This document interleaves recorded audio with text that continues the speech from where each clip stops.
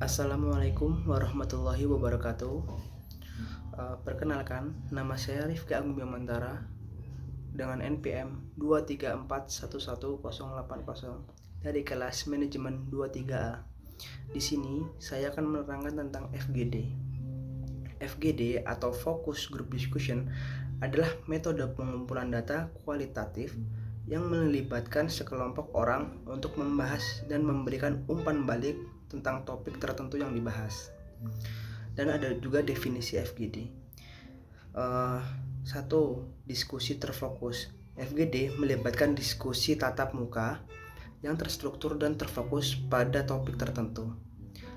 Yang kedua, interaksi kelompok. Peserta FGD berinteraksi satu sama lain antara peserta untuk berbagi pengalaman, ide, dan perspektif. Yang ketiga, pengumpulan data kualitatif. FGD digunakan untuk mengumpulkan data kualitatif yang mendalam dan rinci. Adapun tujuan pelaksanaan FGD yang pertama ialah eksplorasi topik atau mengeksplor topik.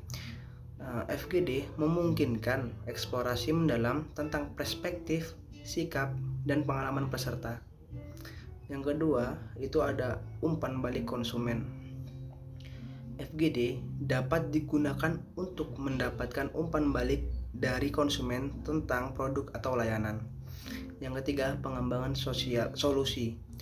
Peserta FGD dapat membantu mengidentifikasi dan mengembangkan solusi untuk masalah tertentu. Manfaat FGD. Yang pertama, wawasan mendalam. FGD memberikan wawasan yang lebih dalam dan rinci tentang perspektif dan pengalaman target audiens.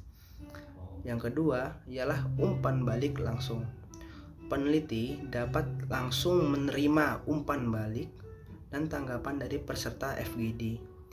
Yang ketiga, interaksi dinamis. Diskusi kelompok memungkinkan interaksi dan saling mempengaruhi di antara peserta. Dan adapun untuk tahap pelaksanaan FGD, yang pertama, persiapan, menentukan tujuan, target peserta, dan struktur diskusi.